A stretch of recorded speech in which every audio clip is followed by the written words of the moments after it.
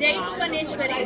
ವೀಣಾ ಅವರು ಇವಾಗ ಕನ್ನಡದ ಬಗ್ಗೆ ಒಂದು ಚಿಕ್ಕ ಕವಿತೆ ಓದ್ತಾರೆ, ಪ್ಲೀಸ್ ಎಲ್ಲರೂ ಕೇಳಿಸ್ಕೊಳ್ಳಿ.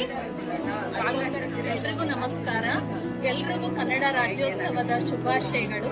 ನನ್ನದೊಂದು ಸ್ವರಚಿತ ಕವನ ಕನ್ನಡದ ದೀಪ. ಕಸ್ತೂರಿ ಕನ್ನಡದ ಕಂಪನು ಶ್ರೀಗಂಧ ನಾಡಿನ ಹಿರಿಮೆಯನ್ನು ಎಲ್ಲೆಡೆ ಪಸರಿಸುತ್ತಾ ಬೆಳಗೋಣ ಬನ್ನಿ ಕನ್ನಡದ ದೀಪ ಎಲ್ಲರೂ ಒಂದುಗೂಡುತ್ತಾ.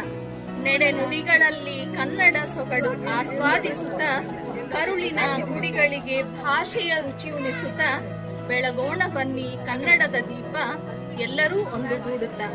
ಪಂಪ, ರನ್ನ, ಲಕ್ಷ್ಮೀಶ, ಕುಮಾರವ್ಯಾಸರ ಸಾಹಿತ್ಯ ಸ್ಮರಿಸುತ್ತಾ ಜನಪದ ಸಿರಿಯನ್ನು ಮುನ್ನಡೆಸುತ್ತಾ ಬಸವಣ್ಣ, ಮಲ್ಲಮ್ಮ, ಅಕ್ಕನ ವಚನಗಳ ಆಲಿಸುತ್ತಾ ದಾಸ ಸಂಕೀರ್ತನೆ ಅನುದಿನ ಹಾಡುತ್ತಾ ಅಷ್ಟಜ್ಞಾನ ಪೀಠ ದಿಗ್ಗಜರ ಸಾಹಿತ್ಯ ಸವಿಯುತ್ತ ಬೆಳಗೋಣ ಬನ್ನಿ ಬೆಳಗೋಣ ಬನ್ನಿ ಕನ್ನಡದ ದೀಪ ಎಲ್ಲರೂ ಒಂದುಗೂಡುತ್ತ.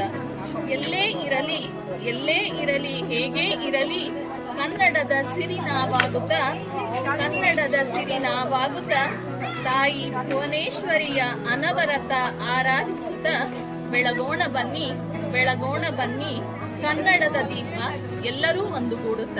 ಧನ್ಯವಾದ.